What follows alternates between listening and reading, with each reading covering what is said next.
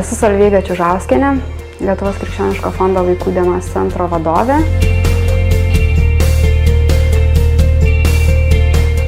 Vaikų dienos centras yra įsikūręs Šiaulių rajone Ginkūnų gyvenvietėje. Vaikų dienos centrą lanko iki 20 vaikų. Vaikai yra iš rizikos šeimų ir socialiai remtinų šeimų. Vaikai pas mus į Vaikų dienos centrą ateina po pamokų. Pagrindinis mūsų tikslas yra paruošti su jais namų darbus. Kadangi būna tokių atvejų, kai namuose nėra tiesiog elektros. Jie gali išsimaudyti, jie gali išsiskalbti rūbelius, jie yra mokinami save prižiūrėti.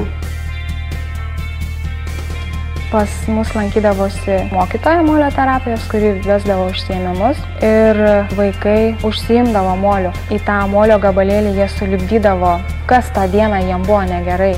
Matai, koks vaikas buvo prieš užsiėmimą ir koks po užsiėmimo. Emocijos tiesiog pasikeisdavo po to užsiėmimo. Nes visas tas pyktis, visas nepasitenkinimas mokykloje, galbūt patyčios, pasilikdavo tam molio gabalėlį. Mums finansavimas nutrūko gruodžio 31 dieną ir likom su labai minimaliais pinigais ir darbuotojai dirbo iki birželio, kad vaikai galėtų dar mokslo metais ruošti pamokas ir gauti pagalbą ir dar pavalgyti gautų. Dirbo savanoriškai.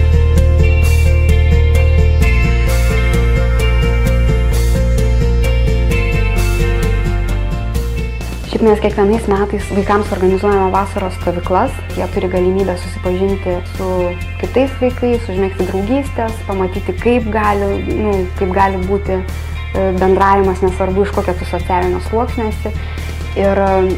Ir šiemet mes taip pat organizuojame tokią stovyklą ir didžiausias dabar poreikis, nes ir vaikų lūkestis yra, kad jie išvažiuos į tas stovyklas.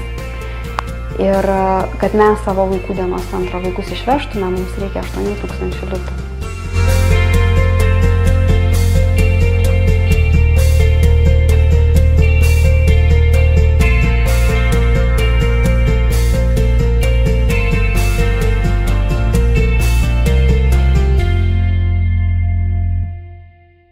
Kviečiu visus geros valios žmonės, kurie neabejingi tokių vaikų likimui, aukoti šiek tiek pinigėlių, kiek kas gali, kiek nori, kad tie vaikai galėtų išvažiuoti į stovyklas ir atsipūsti nuo to kasdieninio gyvenimo, kuris juos iš tikrųjų slegia.